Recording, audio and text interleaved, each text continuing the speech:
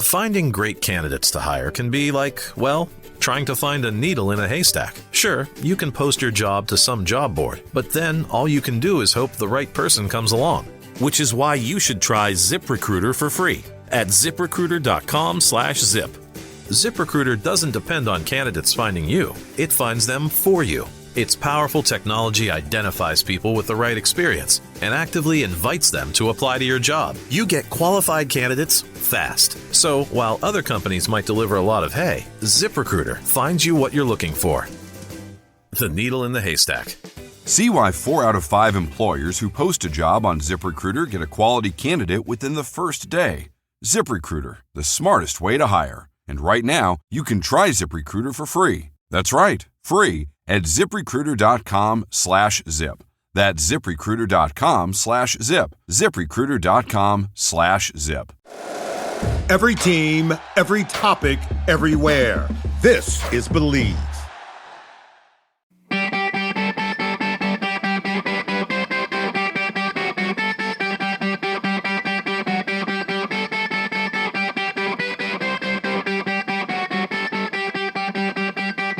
What's up, everybody? Happy Friday. Friday Face-Off here.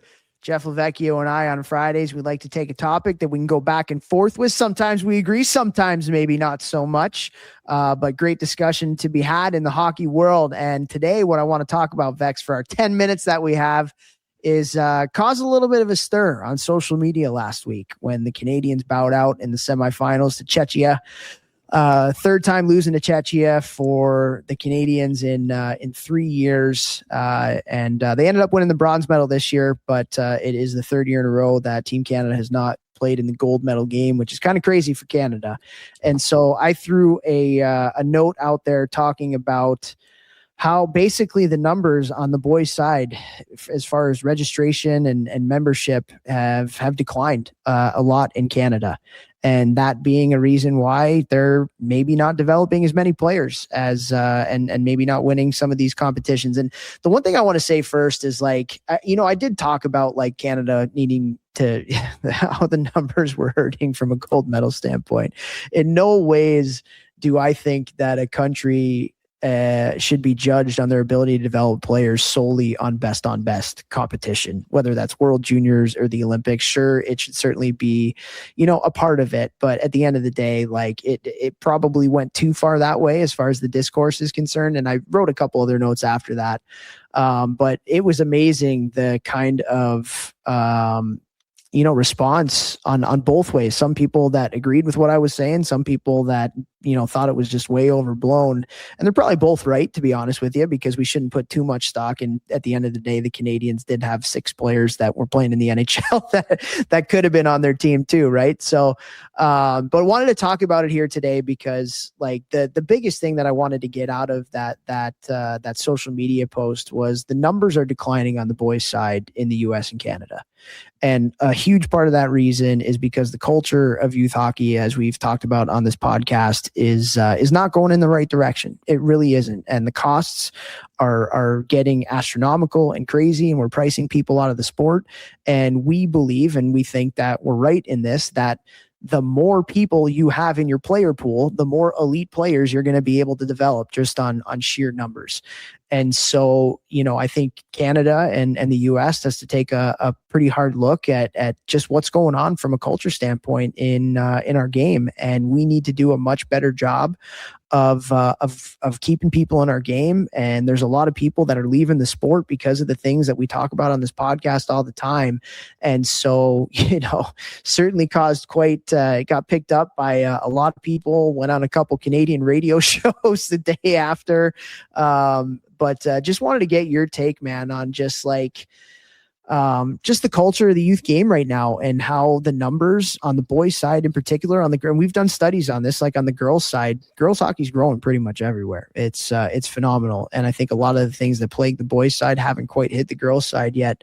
But what are your thoughts, man? What are your thoughts after reading that? What are your thoughts on just where we're at? I mean, I think the two biggest problems, number one, like you said, price. It's insane. Cost of equipment, cost of ice, cost of everything is absolutely insane. And then I think number two, like you said, culture. I think the culture, I was having a conversation maybe a month ago with a dad who had some young boys, and he's talking about what sports to put them in.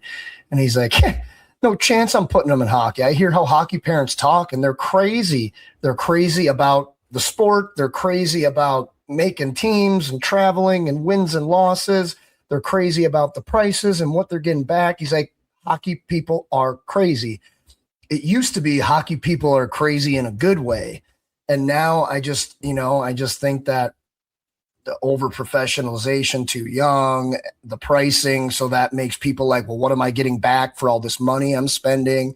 It used to be like, well, yeah, I'm spending money, and hockey's always been a little bit more expensive by the nature of how we have to play in refrigerated warehouses. It's not the same as playing just on grass or a court outside or something like that. But you used to get back a whole lot in terms of human development and life lessons and, earning it and blue collar mentality and all these things. And yes, there's still a lot of that in hockey, but unfortunately nowhere near as much as 20 years ago, probably even 10 years ago. And so I think now people are starting to be like, well, is it worth it? And we need to get back to those things that made hockey so great of a game and allowed so many adults to be successful later in life because of things that they learned in the sport of hockey as a young athlete. And if we can work on those two things, I think we're right back where we want to be, Yeah. Yeah. And when you talk about the culture, like I think about, we're a little bit more familiar with USA Hockey being in the States, but I think Canada and the US are pretty similar in a lot of different ways. But I think back to the ADM, and US has gained so much ground on international play. We used to be the laughing stock, of international play. And now we're, one of the top countries, if not the top country right now in a lot of different ways. And I think a lot of that had to do with the ADM. And the way that we delivered the game in a sensible way and in a way that's going to help kids to fall in love with the game and getting really into the grassroots. And man, that like it's been a decade and a half since that came about. And the way that the game has changed recently with all the things that you're talking about, like we got to be cautious and careful about that stuff because that stuff's going on in Canada too. And I think both countries are feeling the effects of the over professionalization at such a young ages of what's going on. And we're losing these boys from the sport. And so I got a text from a buddy of mine, a really good hockey guy, just about different numbers as it relates to some of these European countries too. And the ADM is, it's very similar to the Sweden and Finland model. Sweden just won World Juniors. Finland's always been really good in international competition too. And it's really interesting. He said, make these numbers make sense. Canada, 587,000 registered players and 2,800 indoor rinks. USA, 566 registered players, 2,200 rinks. Czechia, 27,000 registered players with 191 rinks. Swiss, 31,000 players and 122 rinks. Sweden wins the gold medal with 76,000 players and 366 rinks. Less than 13% of the players in the US and Canada, right? Wow. So the development model too, like we've been talking about numbers, but the model, and I think the US had that model and still does to a certain extent. But again, we see where the trends are going. And if we want to continue to get more people in our sport and have the great model that has developed our players to making sure that the US, we won the last 2 gold medals at the World Juniors. We were number 2 in, the Frozen or the Four Nations face-off and things like that. We got to get back to the grassroots. We got to get back to delivering the game in a way that's going to keep people in the game, that's going to make it more fun for the players, that's going to help them to fall in love with the game, that's going to help parents not get so jaded about the game and want to take their kid out of it because it's too expensive or too time sensitive, right? So like, I just think that these are cautionary tales. And again, we should not be judging things solely off of a best on best tournament with 20-year-olds or even with professionals. We got to look at the numbers. We got to have different metrics on growth and retention and the development model to really have a better and more accurate view of what's going on in every country and how we deliver the sport. And I just think that, in North America, we got to be careful. I think we got to be careful. We're at a point right now where which way are we going to go? Are we going to continue to lean into the absolute craziness that we see with the costs and the pressure and the professionalization, or are we going to have a little bit of a course correction here, which I think we need, where we get back to the grassroots? And that's not to say that like we shouldn't have AAA hockey, or, you know, there's a time when it's got to get serious and you should focus on one sport and things like, we're not saying that. But what we're saying is we got to be a little bit smarter with how we do that. And we got to be a little bit smarter with how we're delivering the game. I totally agree. And I think with just the nature of hockey, how it's always going to be more expensive than basketball. It's always going to be more expensive than tennis. And these sports that require little to no equipment, and you can play them outside and practice them, not on ice, which costs a lot of money and things like that. We need to constantly be thinking about, as youth organizations, how and where can we find ways to add more value that don't cost a whole lot more money for the kids. It's why I've built the company that I have here in St. Louis. We work with 5 organizations. I give free speeches monthly. As if you want a free speech from me to help develop your young athletes, to talk about things that will help them in hockey, but also life, I am here. All you got to do is call me. I'll give a free speech on mindset, on nutrition, on work ethic, on sleep, on, positive self-talk. Anything that could possibly help any young human being, I offer these speeches at every organization.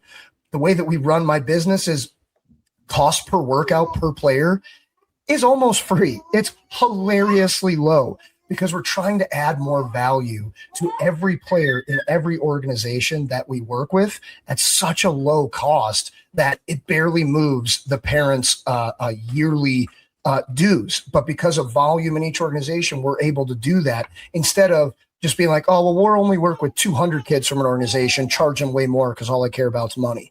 No, I barely charge them anything, but because of volume, we're able to work and have such a great impact and add more value to every organization. I'm not saying I'm a saint or anything like that, but we just need more. My daughter's screaming, running around. She's excited. She agrees with me. Sorry, guys. She just learned to talk. But like, we need more people in hockey kind of thinking that way, because if cost is such a massive roadblock and prohibitive to our game growing at the same rate it has, then we've got to find ways to add more value to every player, parent, coach, and organization in ways that don't cost a lot of money. And I think that we have smart enough people in this game to be able to do that, which allows people to go, hey, you know what? I will pay that fee because I'm getting bop, bop, bop, bop, bop, bop, bop, all in return every year, which is making my kid a better human. Yep.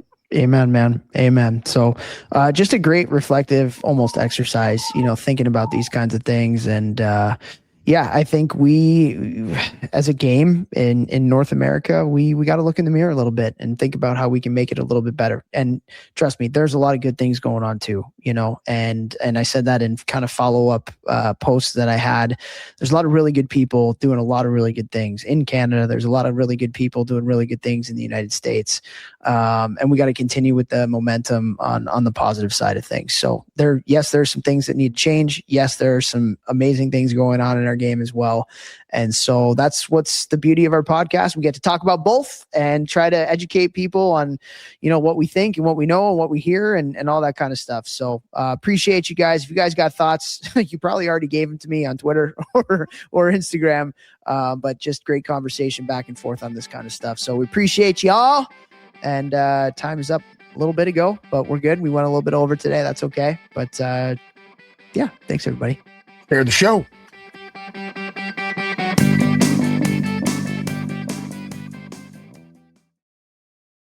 Warning, the following ZipRecruiter radio spot you are about to hear is going to be filled with F words. When you're hiring, we at ZipRecruiter know you can feel frustrated, forlorn even, like your efforts are futile, and you can spend a fortune trying to find fabulous people, only to get flooded with candidates who are just fine.